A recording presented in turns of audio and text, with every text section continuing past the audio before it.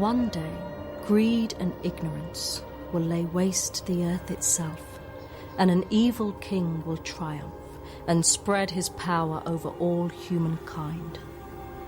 But just when it seems there is nothing left to conquer, then the mists will lift to reveal the icy mountains of Shambhala.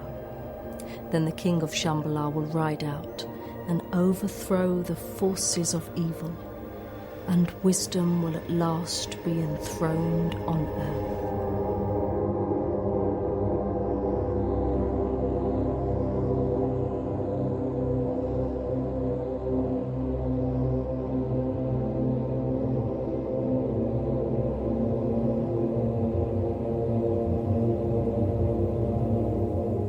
Entre la première et la seconde initiation, il s'écoule en général plusieurs vies, après lesquelles l'homme n'est pas tenu à chaque fois de repasser l'épreuve. Mais lorsqu'il est prêt, il doit récapituler la première initiation afin de préparer ses véhicules à la seconde.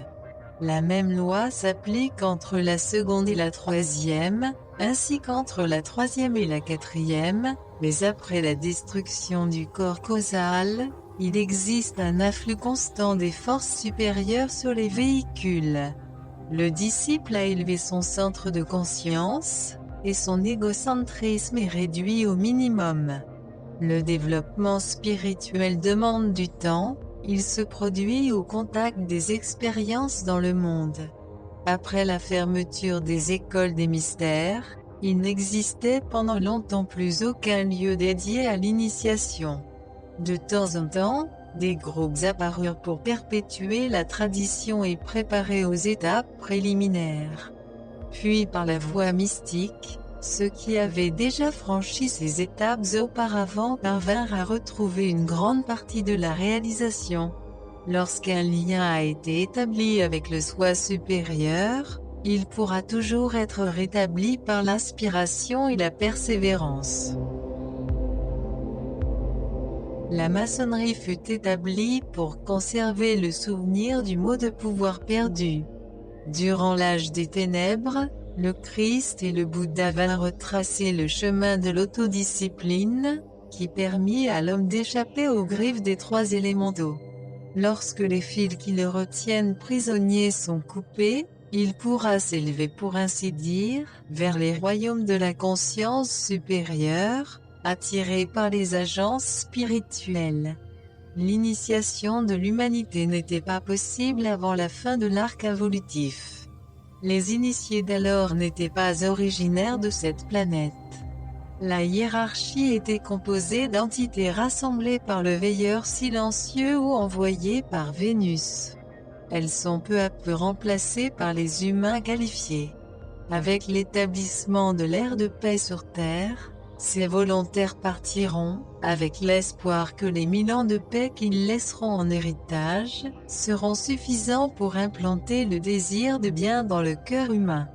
En créant des réservoirs de pouvoir capables de retenir les forces destructrices pendant cette future période, leurs efforts concertés et leurs sacrifices ont rendu ce millénaire possible. Leur souhait est qu'à la fin de ce temps, les dirigeants humains auront développé et renforcé assez de pouvoir pour affronter et surmonter la résurgence de la destruction. Un exploit titanesque a été réalisé, même si les effets ne sont pas encore complètement visibles. À plusieurs reprises, les gardiens sont intervenus pour protéger l'humanité des conséquences de ces méfaits, à l'image d'une infirmière qui protège ses patients contre leurs erreurs de jugement. Mais après la période de paix, l'homme devra faire ses preuves. Ce temps sera utilisé pour panser ses blessures, établir l'ordre et les fondations sur tous les plans, et le préparer spirituellement à ses futures responsabilités. La hiérarchie évoluera à mesure que les visiteurs seront remplacés par des humains. Le nouveau groupe aura probablement une meilleure compréhension des réactions des hommes. La coopération avec les autres angéliques, plus étroite, se fera sur une base scientifique, et il y aura moins besoin de machines. Un entraînement occulte intensif sera nécessaire pendant les années de paix, pour développer chez l'homme les pouvoirs nécessaires à sa tâche. Il apprendra non seulement à inspirer et à former le peuple, mais également à transmettre les forces des autres planètes à la Terre, à les distribuer et à remplir les réservoirs. Le travail ne sera pas facile, car de nombreux anges organisateurs associés aux volontaires auront quitté la planète. À moins de connaître les conditions des plans intérieurs, on ne peut appréhender la complexité du système terrestre.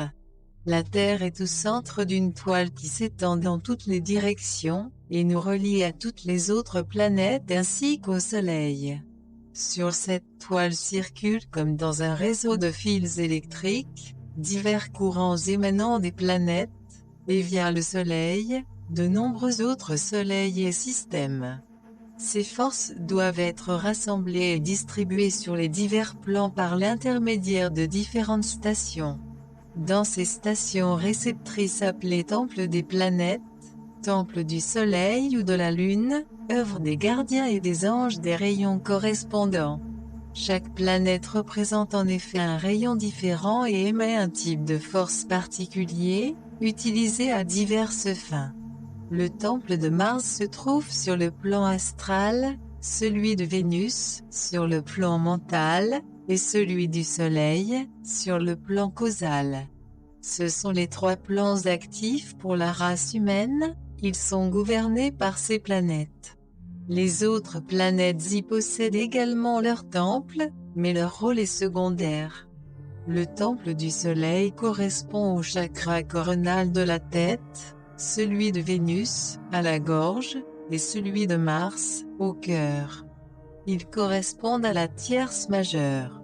Et c'est dans ces trois temples que se déroulent la plupart des cérémonies. Dans celui du Soleil sont focalisés les rayons provenant de l'extérieur de notre système, et seuls des anges d'un rang très élevé peuvent les manipuler. L'initiation du Soleil prépare certains humains à participer activement au travail angélique, et requiert un entraînement très exigeant. Lorsqu'on fait référence à l'ange stellaire, on sous-entend la ligne ou le temple où l'on reçoit l'initiation et le groupe auquel on appartient. Ceux qui prennent l'initiation le long de la même ligne travailleront ensemble dans le futur, et formeront une unité de pouvoir.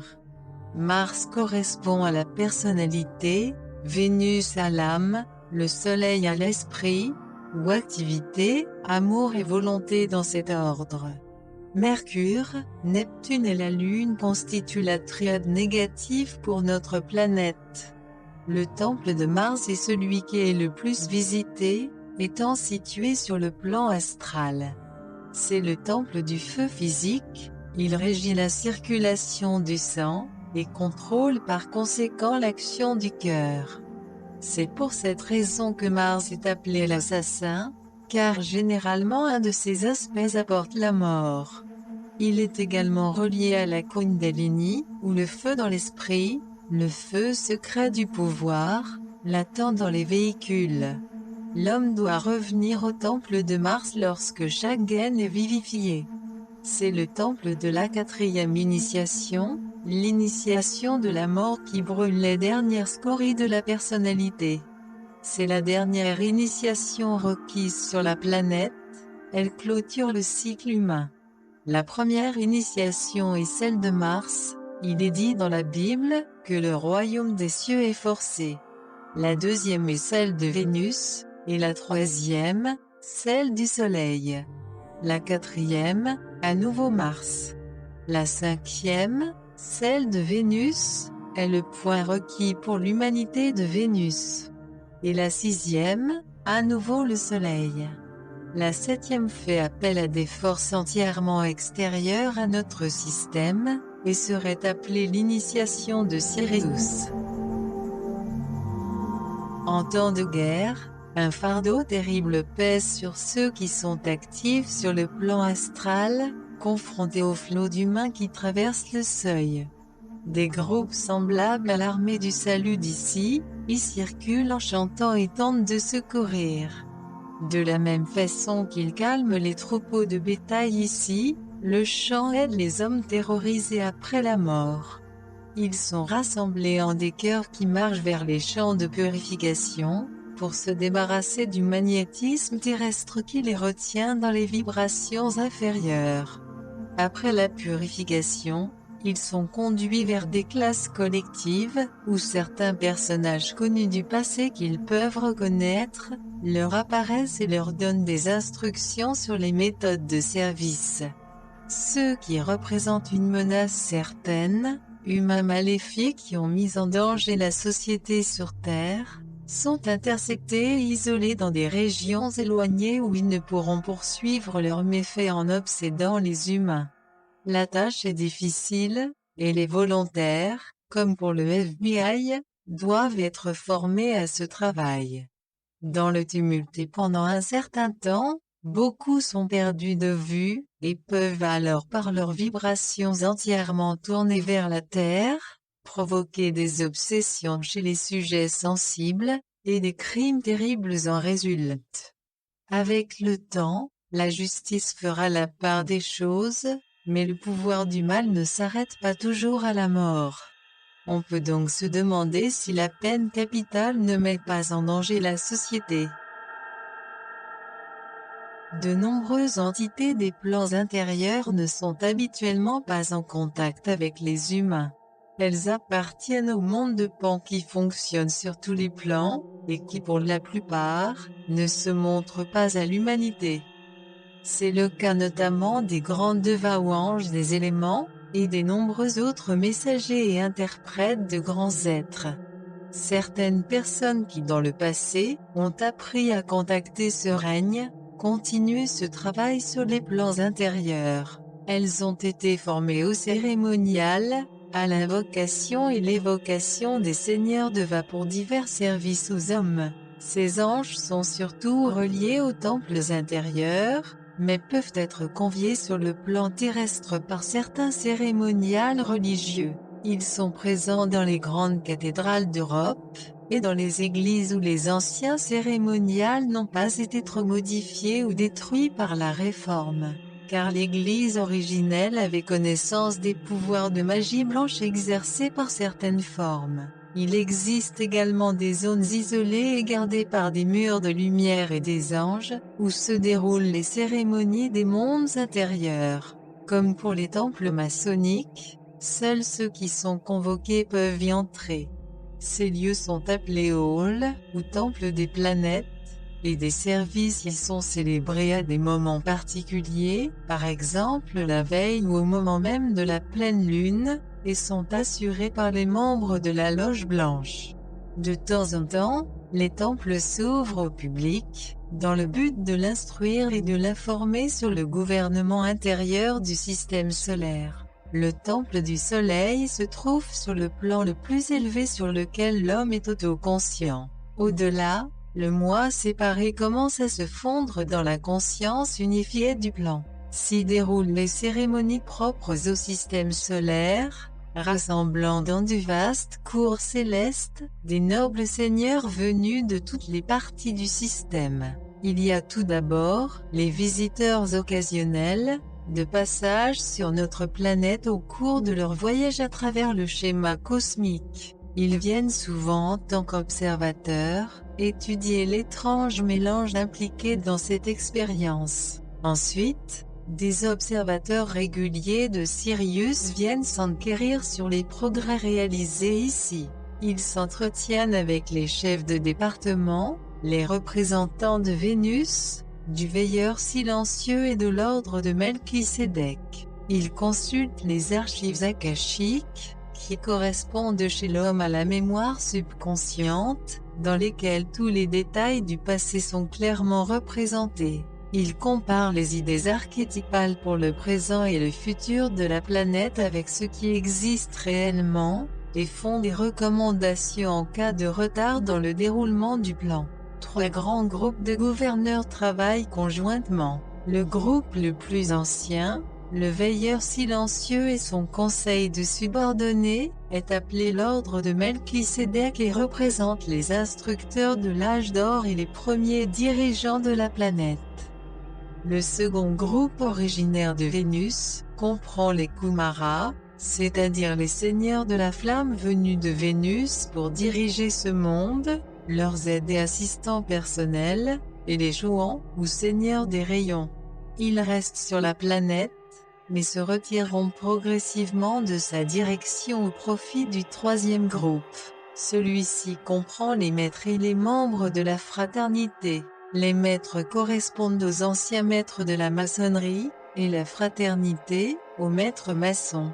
Les aspirants et les disciples acceptés sont comparables aux deux premiers degrés. La direction de la planète sera progressivement confiée aux membres de cette humanité, qui font maintenant partie des grands frères. Cela sera effectif lorsque les volontaires seront libérés, que l'ordre de Melchisédek sera dissous, et ses membres auront regagné leur poste dans les diverses parties du système solaire. Face au chaos prévalant aujourd'hui dans le monde, il est difficile de réaliser à quel point le plan pour l'humanité est détaillé, minutieux.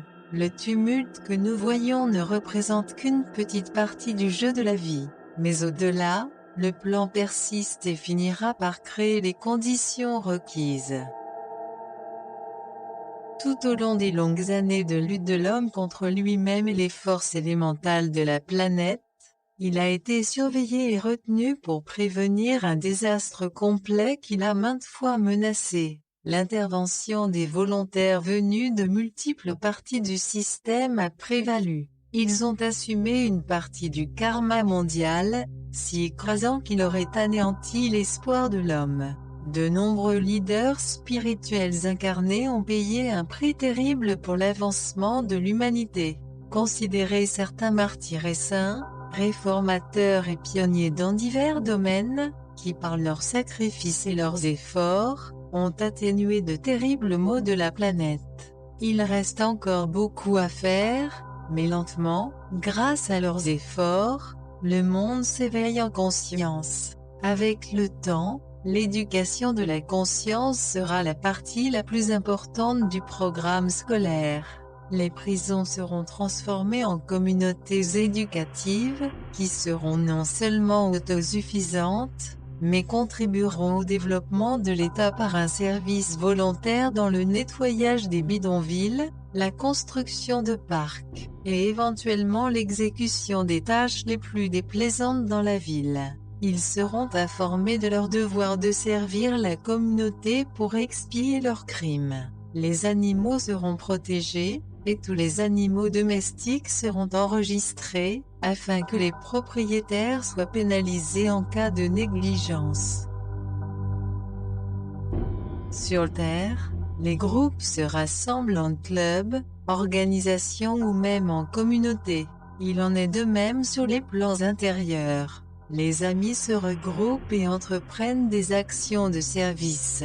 Certains s'engagent dans l'accueil, informant les amis et les parents des arrivées attendues. D'autres se chargent d'accueillir les arrivants imprévus, à l'image de l'aide de voyageurs ici. D'autres vont dans les bidonvilles astraux, éduquer et aider les âmes encore enchaînées à la terre à se libérer. D'autres encore donnent des cours d'art, de musique et d'architecture, où enseigne la philosophie et la véritable histoire de la planète. Sur le plan physique, les distinctions entre les individus sont déterminées par la naissance, le rang, la richesse, et occasionnellement par une intelligence supérieure. Mais au-delà des portails de la mort, elles sont déterminées par la vibration. Pour entrer en contact avec certains grands leaders spirituels, mis à part ceux qui quittent leur demeure naturelle pour apparaître en public, il est nécessaire d'élever ces vibrations à leur niveau. Dans ce monde, il est possible de se faire connaître de l'instructeur, après de grands efforts et une vie d'aspiration et de service.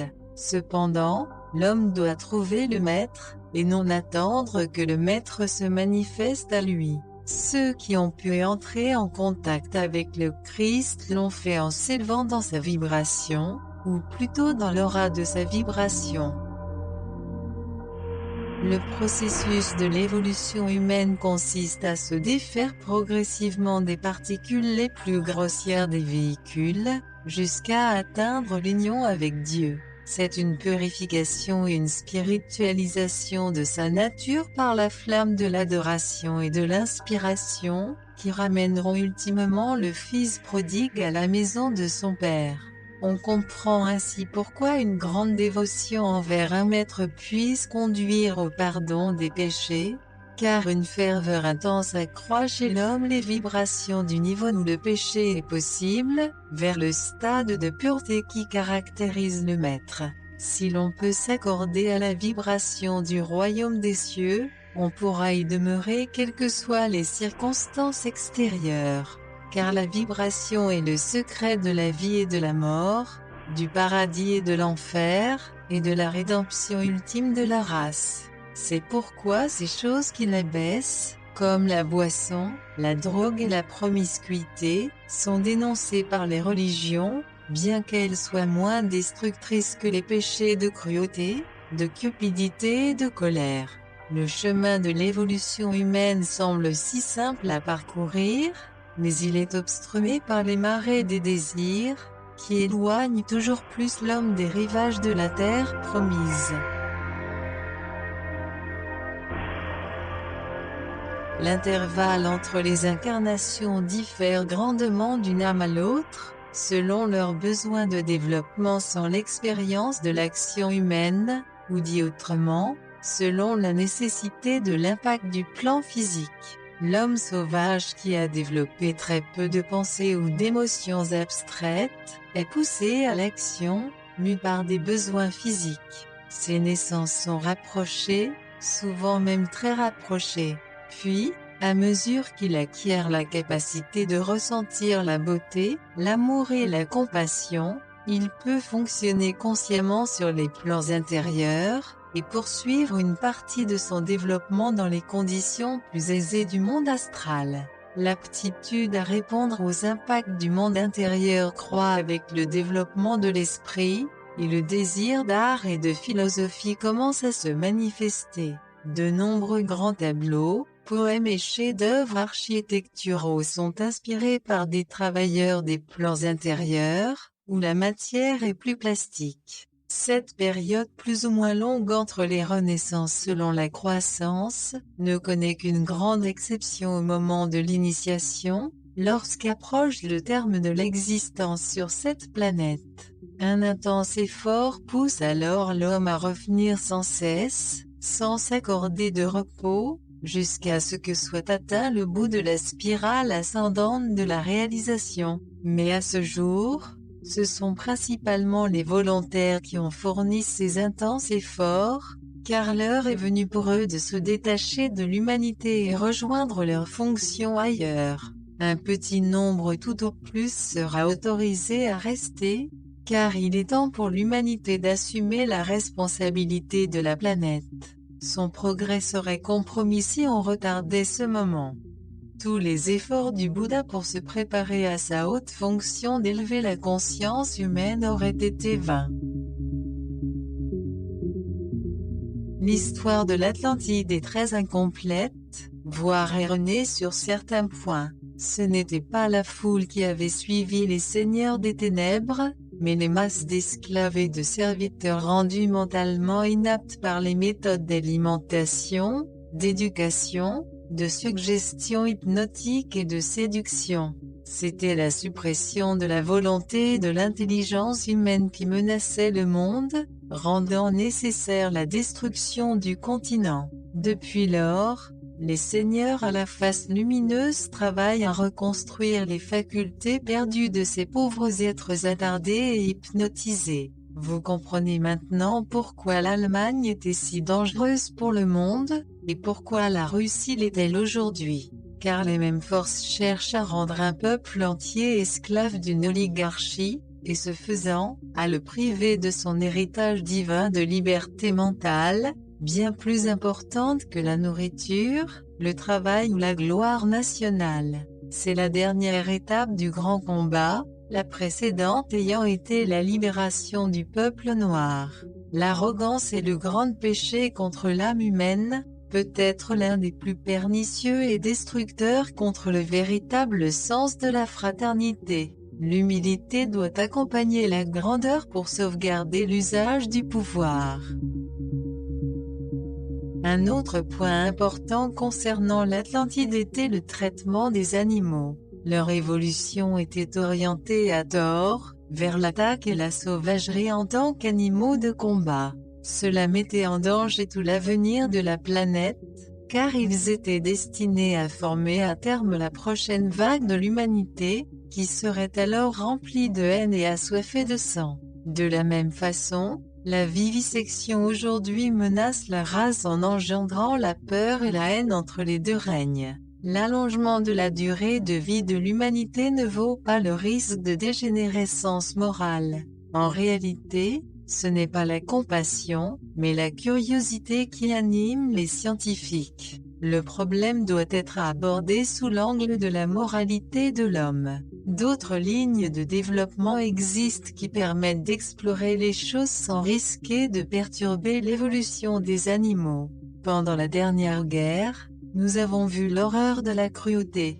Tous les efforts doivent être faits pour la réduire chez l'homme, et dans cette optique, rien ne justifie la cruauté imposée aux animaux par ces sacrifices. Les hommes doivent apprendre à ne pas craindre la mort, que la distorsion du plan par la cruauté conduit à des choses bien plus désastreuses, non seulement dans ce monde mais aussi dans d'autres. Les seigneurs des ténèbres ont en effet pris les rênes des gouvernements de certains pays, et ont également infiltré dans une certaine mesure toutes les nations. C'est cette infiltration qui menace le monde. Elle doit être reconnue et neutralisée. La brutalité dans les prisons, dans les asiles d'aliénés, les groupes médicaux, les groupes de jeunes, sera repérée, dénoncée et combattue. La tâche, loin d'être aisée, devrait mobiliser les groupes d'église en dehors de toute croyance, pour s'y opposer partout où il existe.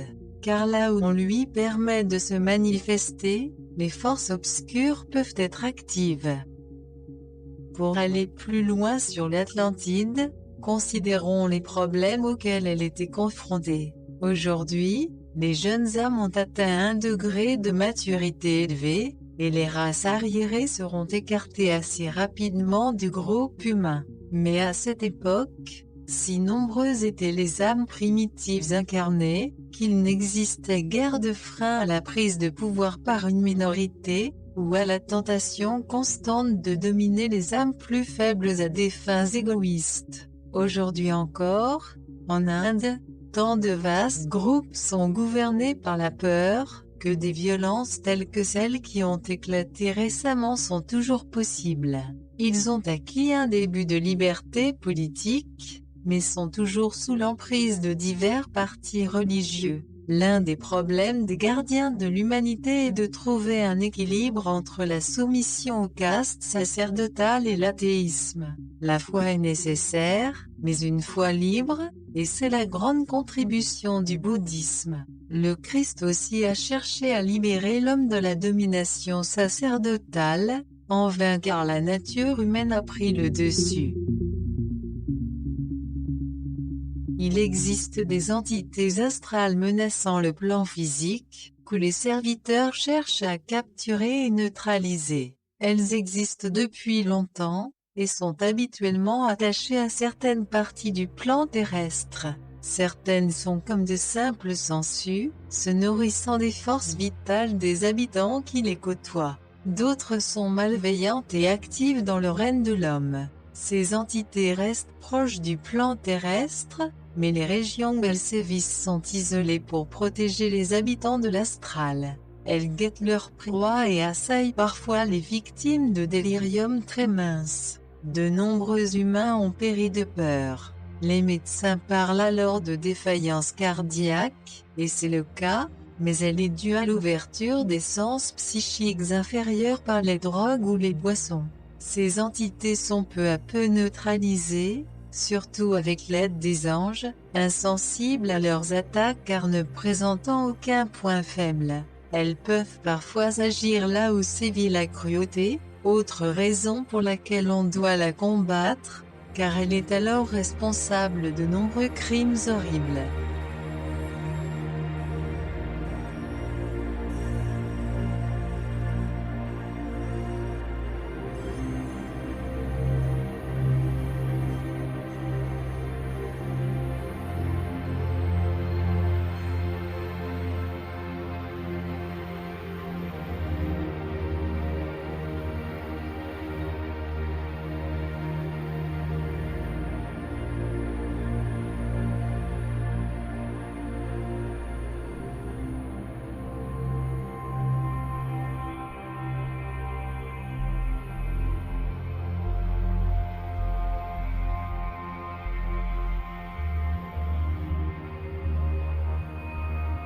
De nombreux groupes issus des centres du schéma cosmique assument de temps à autre une partie de la direction de la planète, en vue d'acquérir de l'expérience. Car de nombreuses forces souvent antagonistes sont libérées ici en même temps, et déroutent ceux qui ne sont pas familiers avec leurs effets imprévus. C'est l'une des raisons pour lesquelles l'avenir ici est si incertain, car les réactions des humains aux stimuli sont imprévisibles. À certains moments, de grandes cérémonies se tiennent sur les plans intérieurs, en lien avec les différents temples des planètes.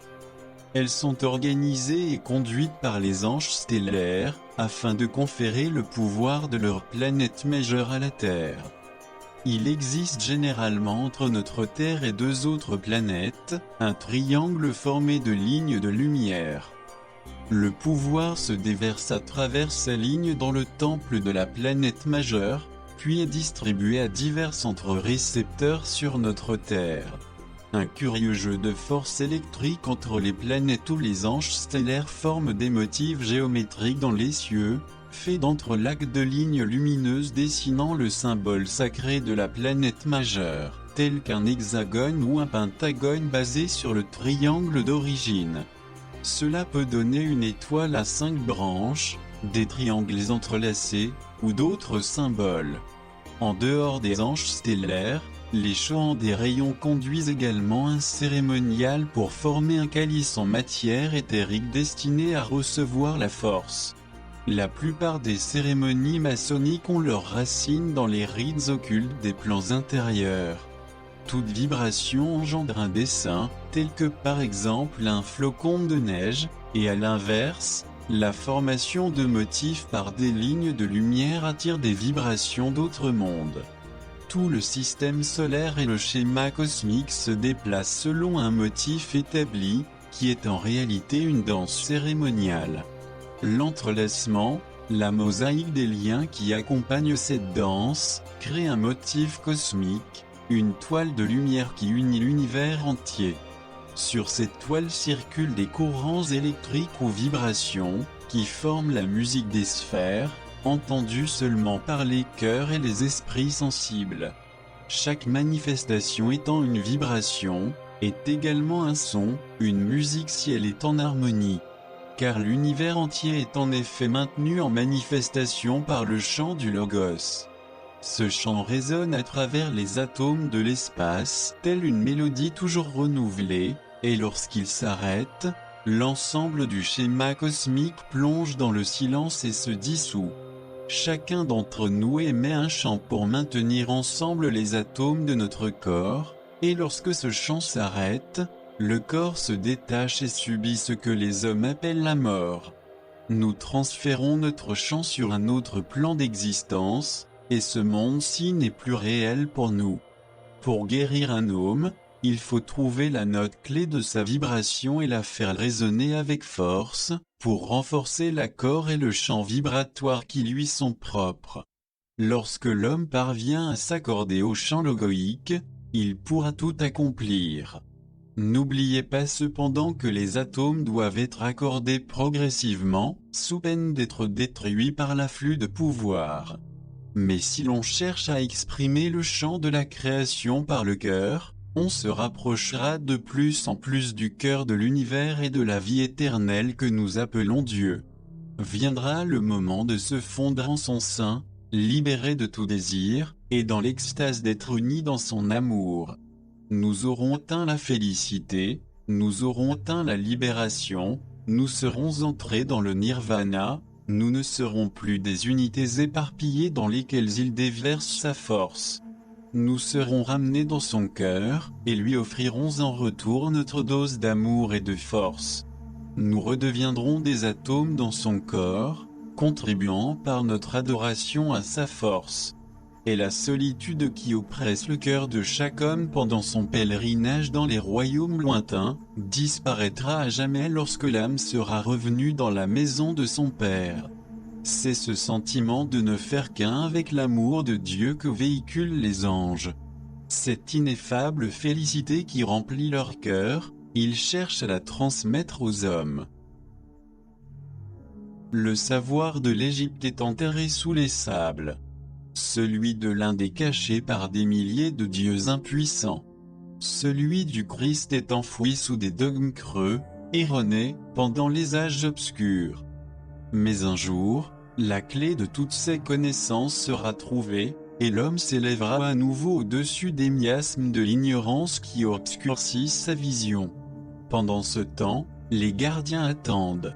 À chaque génération, quelques personnes partent à leur recherche, mais seule une poignée foule le sentier jusqu'au bout.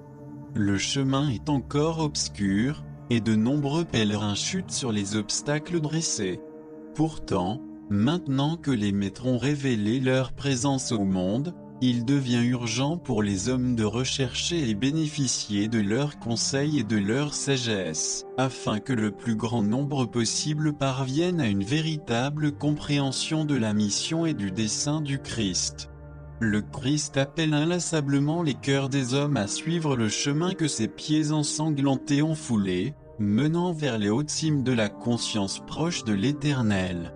Attentif et compatissant, maintenant qu'il a ouvert les cieux, il attend que ses brebis égarées retrouvent la voie, et se hissent enfin vers ces étendues de sagesse, sur lesquelles brille éternellement la lumière divine. Vous qui cherchez les maîtres, cherchez-les en tant qu'instructeurs dont les conseils doivent être pris en considération. Aimez-les, servez-les, mais ne leur accordez pas cette adoration aveugle qui n'est due qu'à Dieu. À ceux qui nous apportent la lumière, nous devons un immense respect. En les aimant, nous entrerons dans leur conscience, et serons transportés avec eux dans les royaumes d'extase et de compréhension. Car l'amour est le grand solvant de l'univers, il ouvre même les portails du trône de Dieu. Mais il doit s'agir d'un amour désintéressé qui n'espère rien en retour, et qui trouve son épanouissement dans le don. Il appartiendra alors à la nature du Christ cosmique, et partagera sa vie et sa conscience. Le cycle des incarnations prendra alors fin. Le portail de la grande vie libre de l'esprit s'ouvrira au pas du pèlerin. Le but sera atteint, l'évolution terminée, et le jour de la grande lumière brillera à jamais dans l'âme.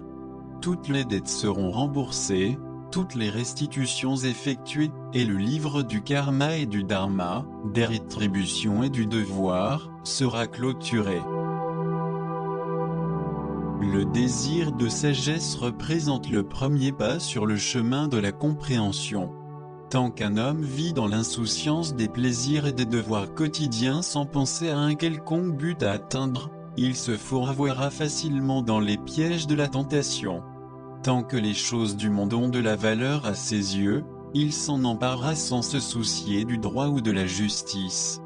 La véritable moralité est fondée sur la crainte de Dieu et de l'application de la justice. Même le Bouddha a enseigné la loi de la rétribution, et le Christ a déclaré « Vous récolterez ce que vous avez semé ». Mais pour que l'homme reste en accord avec la loi, elle doit être gravée dans son cœur. Sa moralité se dilue en même temps que l'influence de la religion, et la vague de crimes d'aujourd'hui est liée au manque de foi. La criminalité sera en hausse aussi longtemps que la foi restera peu développée. La roue du destin tourne, inexorable. Elle apporte à l'homme ce dont il a besoin et qu'il doit affronter sur son chemin en temps voulu. S'il pouvait comprendre que toute adversité dressée sur ce chemin est nécessaire à sa croissance, destinée à tester sa force spirituelle. Il doit l'affronter, sinon avec joie, du moins avec courage et compréhension, car ce sont des marches qu'il doit gravir pour parvenir au sommet. Les obstacles renforcent sa puissance, les souffrances développent sa force, les ennemis lui apprennent à rechercher la voie de la vérité et de l'amour au-delà de l'humanité. Nous recherchons tous le bonheur, mais le bonheur est le résultat de l'accomplissement et de la conquête, et il ne peut être que passager, la marche suivante restant à gravir. Car ce monde est une école, et on n'est pas autorisé à s'attarder sur les chemins du plaisir. Jésus-Christ, ayant prévu son destin, avait compris qu'il ne pouvait y échapper s'il voulait atteindre ses objectifs. Rappelez-vous ces mots. Sans ma mort, le Saint-Esprit ne serait pas venu à vous. Ainsi en est-il de l'humanité. Sans les souffrances et l'adversité, elle ne pourra atteindre le but de l'incarnation. Plus le but est proche, plus les épreuves seront nécessairement difficiles, afin de dévoiler dans une mesure toujours plus grande, les pouvoirs latents de l'esprit. L'important n'est pas l'épreuve elle-même, mais son effet sur la conscience humaine. En étudiant la vie des disciples, on réalise qu'on doit non pas chercher à échapper à la souffrance, mais l'utiliser comme un tremplin pour la réalisation spirituelle. La douleur fait partie du grand plan visant à accélérer le développement de l'homme, et les résultats dépassent toute espérance. Le catholique comprend sa place et son but, et l'accepte comme une marche sur l'échelle qui mène à Dieu. La douleur a un triple objectif. Elle développe la volonté, elle élève la vibration des atomes, et elle chasse la matière grossière hors des véhicules. En raison de l'importance de la volonté dans le développement, les Atlantes utilisaient la douleur ou l'endurance pour tester les pouvoirs de l'individu.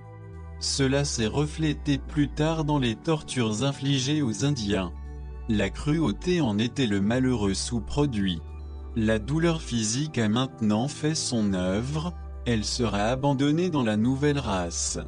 Des moyens seront découverts pour la contrôler dans la maladie, et la conscience humaine désapprouvera son utilisation.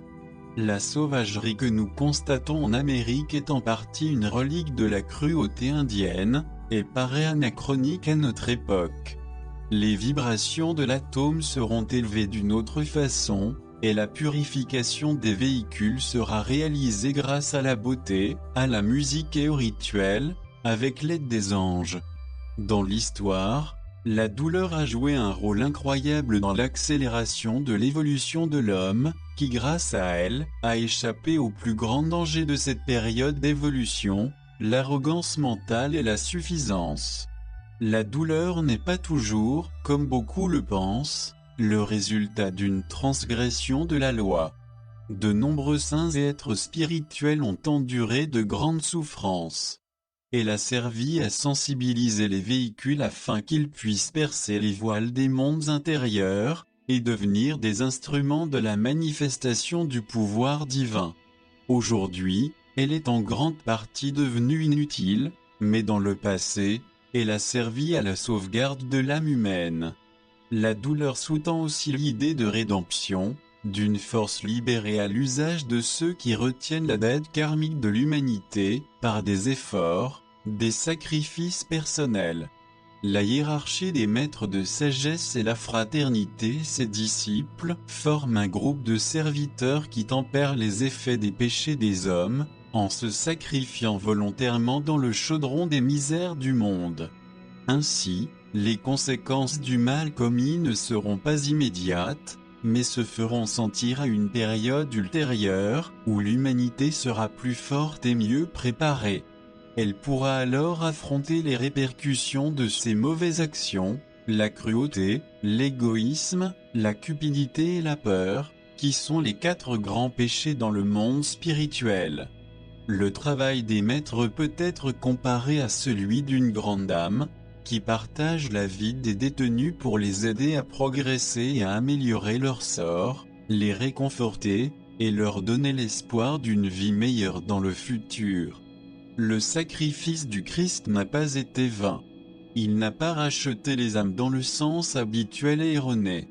Par sa mort et son sacrifice volontaire, il a permis à l'Esprit Saint de descendre et guider l'aspirant. Il a libéré d'énormes courants de force spirituelle que ceux qui ont suivi ses pas ont utilisés pour se hisser vers les hauteurs de l'Esprit et faire naître le Christ en eux. Nous voyons, à travers les évangiles, les disciples rechercher le martyr pour participer à l'œuvre de leur Seigneur. Car de façon étrange, cette loi de la douleur est la loi de la régénération.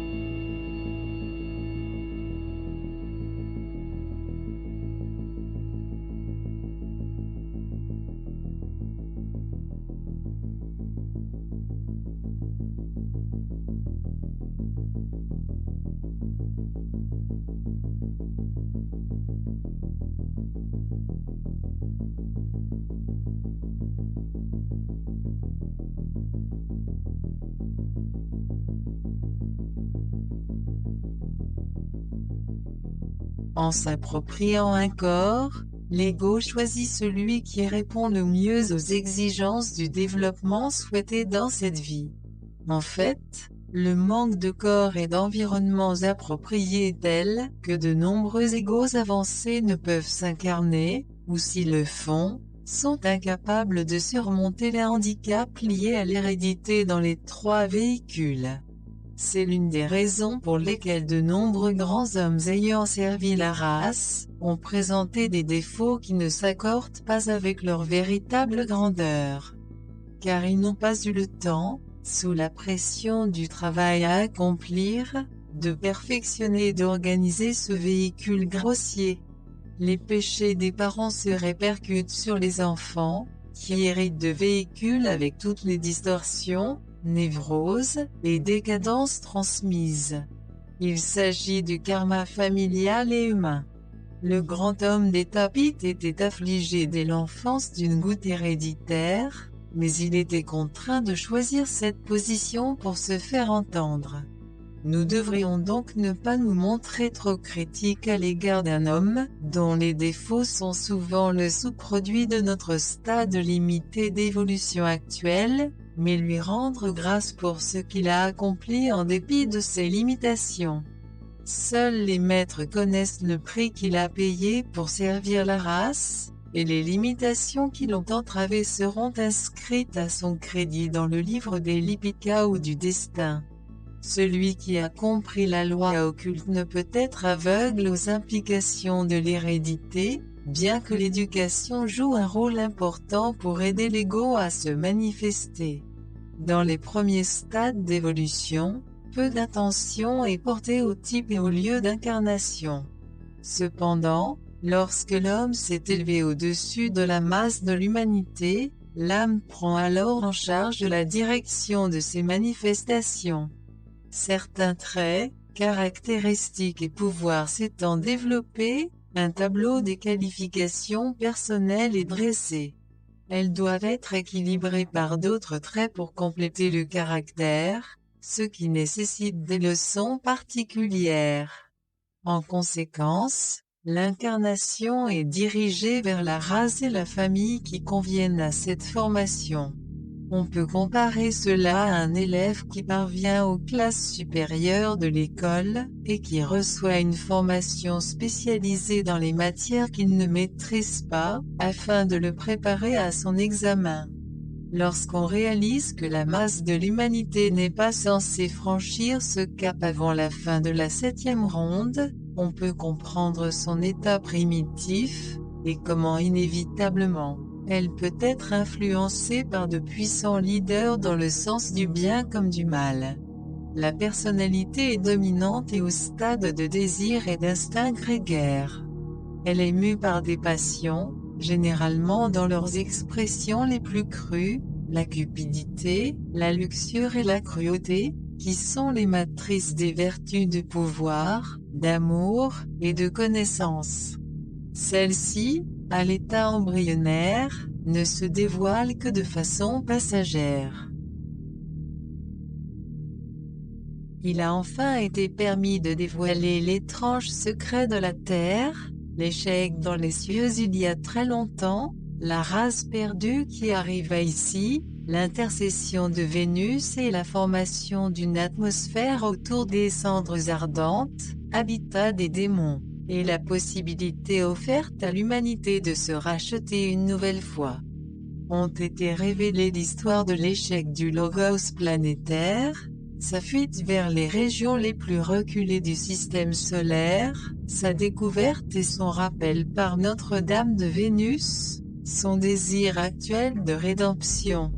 C'est alors que le veilleur silencieux prit en charge la direction de la planète. Il fit appel pour le seconder à des volontaires de toutes les parties du schéma cosmique proche. Après une longue période, Vénus envoya enfin ses propres sujets, les Kumara et leurs assistants, prendre la relève des âmes avancées qui avaient instruit l'humanité naissante pendant le soi-disant âge d'or. Bientôt avec l'arrivée du millénium, les derniers volontaires seront libérés, et leur place reprise par les éléments les plus avancés de l'humanité. Nous sommes actuellement plongés dans les affres du jour mineur du jugement, qui va séparer les traînards et les damnés, des grands groupes de l'humanité prêts à franchir le seuil du nouvel âge. Le jour mineur du jugement étant proche, une grande pression est exercée sur les âmes individuelles, d'abord pour les libérer le plus possible du karma avant le nouvel âge, ensuite pour tester leurs capacités avant l'avènement de la prochaine race. Ces tests établiront clairement le point d'évolution de chaque humain, et le groupe auquel il appartiendra dans le futur. À la fin de l'âge de fer, l'évolution sera beaucoup plus lente.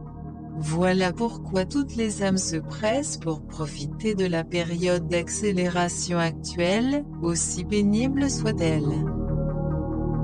La vitesse de l'évolution humaine sur cette planète est un étonnant sujet d'observation pour de nombreux observateurs cosmiques. Les scories de la personnalité sont mises à l'épreuve dans ce qu'on pourrait appeler une forge incandescente, et les résultats sont à la hauteur. Les évolutions qui n'ont pas été exposées à la douleur sont infiniment plus lentes. La structure atomique des véhicules ainsi formés possède bien moins de résistance, et limite beaucoup leur usage. L'atome permanent de cette humanité sera capable de reformer des véhicules utilisables dans presque toutes les parties du schéma cosmique. Leur champ d'activité sera immense, à l'image de l'acier hautement trempé. Lorsque l'univers arrive au terme de sa manifestation, toutes les réalisations deviennent latentes dans l'atome permanent, prêtes à se réveiller à la prochaine expression. Une fois parvenu au nirvana, on entre dans la mer éternelle de lumière avec tous les pouvoirs acquis à l'état latent, prêts à être utilisés dans la période où la séparation sera à nouveau nécessaire. Car rien ne peut demeurer statique. De même que l'univers manifesté entier apparaît et disparaît périodiquement, l'âme individuelle ne peut rester perpétuellement hors manifestation, même après avoir atteint le nirvana. En avance sur son groupe, elle obtient le droit de ne pas s'extérioriser, en attendant d'être rejointe. Ainsi, il est dit que même le Bouddha doit revenir en incarnation dans la 6e ronde. L'immobilisme prolongé n'est pas permis dans la création. L'évolution est perpétuelle, avec des périodes de contraction et d'expansion, de manifestation et de dissolution des mondes lorsque l'Éternel sommeille. Le repos éternel quel qu'en soit le moment est inconcevable. Le nirvana, l'union avec l'Éternel, ne peut durer qu'un certain temps. Puis l'activité reprend comme une nécessité, et le Fils de Dieu va entreprendre sa nouvelle mission dans les mondes manifestés, quelque part dans l'univers de son Père. De même que l'Éternel se manifeste périodiquement après le sommeil, de même la monade individuelle reprend de l'action après la période d'union avec son étoile parentale. Aucune situation n'est éternelle. Toute la création est régie par le rythme, la périodicité, le flux et le reflux, le positif et le négatif, la vie et la mort, l'activité et le sommeil. Ainsi, quel que soit le niveau d'intégration spirituelle qu'on a atteint, elle ne durera que pendant une période définie, un certain moment dans les espaces éternels du temps. Car la pression de l'évolution est constante, et pousse au déploiement des pouvoirs de l'esprit, et à l'édification d'un véhicule manifesté toujours plus sophistiqué, au pouvoir toujours plus étendu et avec des sphères d'influence et d'activité toujours plus vastes. À chaque nouvelle manifestation, le groupe humain passe par des étapes similaires, plus ou moins intenses selon les plans pour cette planète. Il existera toujours une phase évolutive, durant laquelle l'esprit de l'homme rassemble autour de lui des voiles de matière de plus en plus denses, jusqu'à atteindre l'isolement complet et la conscience de soi. S'ensuit une période de lutte pendant laquelle il cherche à contrôler les forces dans le véhicule nouvellement construit, lutte contre l'égocentrisme de l'arc descendant et s'efforce d'inverser le sens du courant, de transmuer la propension à tout attirer vers soi en rayonnement à partir de son centre, l'accaparement personnel en don de soi. Cependant, dans tout cela, il évitera de s'éloigner de son centre de conscience, et surtout le développera constamment jusqu'à ce que la conscience divine s'y déverse et que le petit moi, ses désirs et ses besoins personnels s'effacent devant l'afflux du pouvoir spirituel. Pourtant, le calice n'existe que pour recevoir le vin de la vie. Pour ne pas se disperser, la vie divine nécessite un réceptacle dans lequel elle puisse se déverser et être recueillie afin de rafraîchir l'humanité. Toutes les longues années d'évolution de l'homme ont pour objectif de former ce calice, de le purifier et le perfectionner, afin qu'il puisse recevoir et préserver le flot descendant de l'être divin. La vision de l'esprit vient enfin guider l'homme à travers le champ de bataille vers le chemin ascendant. Le sentier est long, escarpé, semé d'embûches dans lesquelles il peut tomber, retardant sa progression pendant de longs moments. Devant lui s'étend l'éternité, mais se hâter en ce moment présente un double avantage, mettre fin à ses souffrances, et lui permettre de revenir plus tôt en arrière pour aider ses semblables. Sur cette planète particulière, enfer du système solaire et demeure de ceux qui ont échoué, les âmes ont toutes les raisons de chercher à se libérer. De même qu'un homme libéré de prison réduit la responsabilité des autorités, chaque âme rachetée ici allège le fardeau des gardiens. C'est ainsi que le Bouddha a dit, le désir de libération est également justifié. Ici, coupés de la vision et de la connaissance, nous errons dans les ténèbres, aveugles, confus et effrayés, au lieu d'utiliser notre intelligence pour trouver le chemin de sortie que tous les instructeurs ont marqué pour nous. Certains sont toujours subjugués par les désirs, les plaisirs du monde. D'autres doutent de l'existence même d'un chemin. D'autres encore gaspillent leur temps, trop paresseux pour réfléchir aux problèmes. Pourtant, il y a 2500 ans, le Bouddha a dit « Ne soyez pas dupes. La vie que vous aimez n'est qu'une longue agonie. Seules ces peines demeurent. Ces plaisirs sont comme des oiseaux qui brillent et s'envolent. Entrez sur le chemin. Ici s'épanouissent les plus belles fleurs. Cherchez d'abord le royaume des cieux. A dit le Christ. La porte étroite mène à la vie éternelle.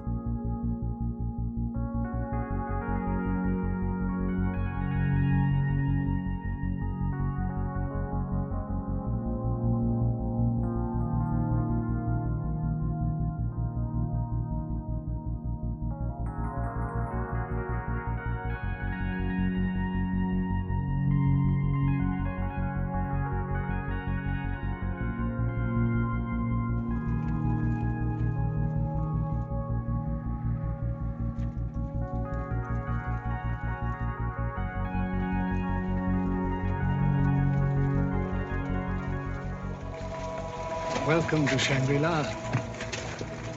You see, we are sheltered by mountains on every side. A strange phenomenon for which we are very grateful.